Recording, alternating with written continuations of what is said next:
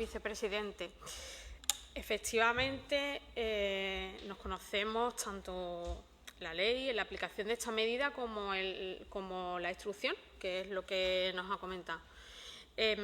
La ley de responsabilidad penal de los menores, la ley 5/2000, en el artículo 59, como bien ha dicho, establece la posibilidad, no la obligación, de la utilización de esta medida en determinados supuestos muy excepcionales que vienen establecidos en la ley. Usted los ha dicho, para evitar actos de violencia, para evitar lesiones en los menores, impedir actos de fuga, daños en las instalaciones del centro o ante resistencia grave en instrucciones del personal. La utilización de esta medida es solamente para casos extremos y antes hay que utilizar otros métodos alternativos, obligatoriamente. Y además requiere un control médico previo, posterior y durante la medida y comunicación al juez. ¿El problema cuál es? El problema es la realidad, cómo se aplica esta medida en la realidad, de lo que no nos ha hablado absolutamente nada, que de hecho esa es, la instrucción nos la conocemos, que nos lo ha contado, pero ¿cómo se aplica? De hecho, todo el problema en la aplicación de esa medida, y llevamos de largo ya, desde el 2017, donde organismos internacionales y nacionales nos están diciendo que se aplica mal esta medida, aparte de pedirnos que no se aplique en absoluto, la realidad es que se aplica de manera habitual. Y eso lo decía el Comité de Prevención de la Tortura en el año 2017, en el informe que emitió en el 2017. Y también lo dice el Defensor del Pueblo en el informe del Mecanismo Nacional de Prevención de la Tortura, en el informe del 2018. Los datos de la Consejería hasta el año 2018 bien que lo dicen, porque de hecho se aplicaba hasta el 2018 casi todos los días. No nos ha dado ningún dato de si se sigue aplicando con esa habitualidad o no. Me gustaría que nos lo dijera. El Comité de Prevención de la Tortura llega a decir en su informe que la utilización de esta medida de carácter excepcional se aplicaba de manera habitual y además como castigo, cosa que es absolutamente impensable.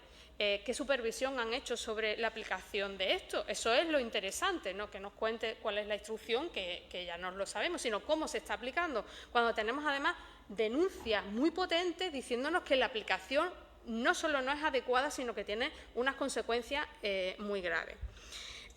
También nos decía el Comité de Prevención de la Tortura que no se aplicaban los métodos de desescalada, cosa que también dice el Mecanismo Nacional de Prevención de la Tortura, que, por cierto, hicieron una visita la semana pasada a Tierras de Oria nuevamente. Me gustaría saber pues, qué es lo que ha dicho el mecanismo, que en breve publicarán el informe, pero que actualmente no es público aún, pero ustedes lo sabrán, porque de hecho lo que van es a supervisar nuevamente si se cumplen estas necesidades o no. ¿En qué cabida en realidad tiene, señor consejero, el atar de pies y manos? O sea, pensemos que es atar de pies y manos a un menor a una cama durante horas. ¿En qué contexto educativo cabe esto? Cuando en realidad los centros de internamiento tienen un carácter exclusivamente educativo, no son prisiones. Son para menores de edad con un carácter educativo. Una cosa es que sea legal y no, pero, por cierto, no obligatorio, y otra cosa es lo justo. Y de hecho, no tiene ningún sentido educativo. Y tanto psiquiatras como el Defensor del Pueblo estatal, como el Mecanismo Nacional de Prevención de la Tortura y el Comité de Prevención de la Tortura del Consejo de Europa piden que se elimine esto. Internacionalmente, además, es una medida muy discutida. Hay países que no lo utilizan, hay numerosas sentencias del TJUE en el que directamente hablan de esta medida como una medida que en menores supone trato degradante o inhumano. Incluso Le Monde ayer se hacía eco en su portada internacional del caso de España, como se escandalizaba por el uso de estas medidas, sobre todo por el caso de la muerte de Ilias en julio, el 1 de julio del año pasado. El Comité de Prevención de la Tortura en el 2017 le pide exactamente, cosa que le indiqué tanto el 25 de julio como el 2 de octubre, en el que también traje esta cuestión, que eliminara esta medida, me contestó que no era su competencia, pero sí es su competencia. Puede dar una instrucción para no aplicar, para suspender la aplicación de esta medida, es su competencia, y el Defensor del Pueblo la semana pasada también se lo dice. Aparte, al Estado que derogue la regulación en el reglamento, cosa que obviamente estoy de acuerdo y que intentaremos que se haga, en mi mano haré todo lo posible, pero usted le pide exactamente que lo suspenda porque es su competencia. En cualquier otro espacio educativo, en una casa, en un colegio, es absolutamente impensable, piénselo, en una situación de violencia o de conflicto, atar a un niño de pies y manos a una cama y durante horas. Es impensable, piénselo. Las consecuencias para los menores son muy grandes, además. No solo psicológicas, y esto dicho por psiquiatras expertos en la materia. Hoy, precisamente, se publicaba en el Diario Público una entrevista al psiquiatra Pau Pérez, que es bastante conocido en estos ámbitos, que es precisamente director del Centro de Atención a Víctimas de Violencia y asesor del Mecanismo Nacional de Prevención de la Tortura, precisamente, donde habla de las consecuencias de esta práctica, de que no es para nada una práctica que tenga que ver con lo educativo y las consecuencias psicológicas para los niños. Es más, la Asociación Española de Neuropsiquiatría, la Confederación de Salud Mental y las federaciones catalanas y andaluzas de asociaciones de salud mental también en el 2016 firman un manifiesto pidiendo que se elimine esta medida. Esta medida, además, las consecuencias no solo que no tienen nada que ver con lo educativo y puede suponer consecuencias muy graves para los menores, incluso muerte. De hecho, es la tercera muerte que se produce en un entorno institucional. Hubo una en Madrid, en la empresa Ginso, precisamente la misma que lleva este centro, en Melilla otro, y el 1 de julio pasado, desgraciadamente, por Ilia. Son muertes que son responsabilidad directa, de alguna manera, de la Administración, porque suceden dentro del contexto de una detención, en la aplicación de una medida que supone que mal aplicada supone, evidentemente, una responsabilidad clara. Le planteo, ¿cuánto vale una vida humana? Lo planteo de otra manera, porque la respuesta, lamentablemente, puede ser diferente según quien la responda. ¿Cuánto vale para usted una vida humana? Porque realmente es su competencia, mientras que exista esta medida, y su mala aplicación es su competencia, su responsabilidad moral, el que se elimine. Señora Mora, tiene que acabar ya, consumido voy su tiempo. acabando. Es inadmisible. No, tiene que acabar ya el argumento. Vale, es inadmisible que pierdan la vida menores bajo tutela de la Administración. Los centros tienen una misión única, que es educar, y es absolutamente incompatible esta medida con eso. Ya lo están diciendo todos los organismos internacionales. Es su organismo internacional y nacionales, es su responsabilidad, su competencia y su obligación moral que esto se acabe. Gracias. Gracias, señora Mora. Señor vicepresidente, tiene la palabra.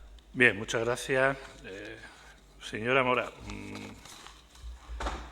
¿usted me está pidiendo que yo incumpla una ley orgánica? Pues eso es lo que usted está diciendo, que yo suspenda una instrucción que viene dada por el Ministerio Fiscal, por el Gobierno de la Nación, en medidas de contención en centros. Discúlpeme, usted me ha dicho que yo la suspenda. ¿Y cuánto vale una vida humana? Para mí vale una vida humana. Todas las vidas humanas valen exactamente lo mismo. Los que se están ahogando en pateras ahí en el estrecho, los que están muriendo por COVID, o los que están en cualquier accidente o en cualquier atraco en este país, pues perdiendo la vida por cualquier motivo, o en su casa por cualquier enfermedad, o por necesidades, o porque se la quitan porque no pueden tirar para adelante con su vida. Todas valen exactamente lo mismo. Si usted me va a preguntar por tierras de Oria, yo no le voy a contestar. ¿Sabe usted por qué? Porque hay un procedimiento judicial que, en este caso, la Fiscalía ha vuelto a plantear ante un recurso que tiene derecho la familia después de que ya se archivara la causa y que conociéramos, como usted conoce perfectamente, la autopsia y los motivos del fallecimiento de este chaval. Pero yo no voy a entrar en eso. Yo voy a respetar cualquier decisión judicial y la responsabilidad será de que haya cometido una irresponsabilidad.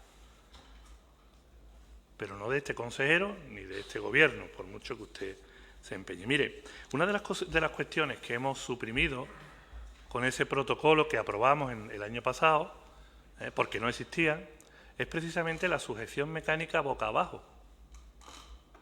Boca abajo. Y resulta de que el Gobierno de Islas Baleares, donde están ustedes, precisamente el artículo 20, que acaba de aprobar su nuevo reglamento el 15 de febrero de 2020, dice: el procedimiento de utilización y profesionales que han de intervenir, la posición de la persona menor de edad en la cama tiene que ser boca abajo. Es su gobierno, Podemos, MES y Llanés y PSOE. La ha aprobado el pasado día 15 de febrero. Y nosotros estamos actuando tal y como se nos pidió. Me parece muy aventurado, de verdad, decir algunas expresiones y manifestaciones como las que usted acaba de decir. Se hace de forma habitual. Mire, en sujeción mecánica de tipo sanitario homologado, que es a la que usted se refiere, reducida o prolongada, que es como se denomina, efectivamente, en el año 2016 se produjeron en Andalucía 210. Por eso el informe del 17 y del 18, que es los datos que se utilizan. Este año pasado, 62. 62. 19, 62. Le hablo de 1.472 jóvenes. Por lo tanto, no es habitual. Habitual sería, no sé, 500, 600, 800. Pero estamos hablando de 1.472 jóvenes, 62. Saque usted también sus conclusiones. Es decir, yo tengo que cumplir la ley y tengo la responsabilidad de que los centros estén como están en este momento, con un seguimiento activo por parte de la Consejería de Justicia. Y hemos establecido los protocolos. ¿Se acordará usted cuando me pedía explicaciones sobre los libros de registro? Evidentemente, siempre puede haber circunstancias extraordinarias que provoquen alguna situación. Pero decir que lo habitual es esto, me parece faltar a la verdad. Como mínimo, faltar a la verdad. Y si fuera necesario que en vez de 62 fueran 200 o 300, entiendo que no se hace por un capricho ni un criterio del personal que tiene que estar, porque así debe de ser y así lo establecen los protocolos y también los procedimientos y los contratos, tiene que estar cualificado para llevar a cabo esa actuación. Y hay veces que el comportamiento humano, un chaval de 17 o 18 años, pues es difícil de hacer entrar en razón y los procedimientos lo establece, insisto, el Ministerio. Yo no. Yo lo que tengo que vigilar es que se cuiden. Y si hay alguna situación anómala o ha habido algún tipo de infracción, que se persiga. Eso es lo que yo hago, señora Mora, no hago otra cuestión. Pero insisto, yo creo que usted debería de también, o su grupo, no solo de pedirle al Gobierno de España, que yo estoy de acuerdo, que se elimine. Yo estoy con usted, pero yo no gobierno ahora mismo. No gobierno ahora mismo.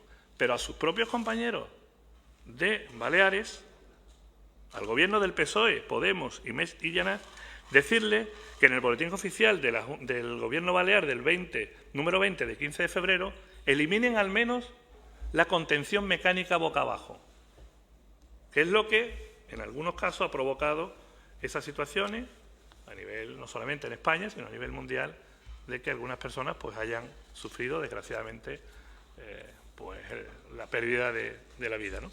Estos son los datos, señora Mora. No sé si le parecen razonables o no, pero, insisto, 1.472 y que 62 sea lo habitual, no me parece una proporción ajustada. Muchas gracias. Muchas gracias, señor vicepresidente.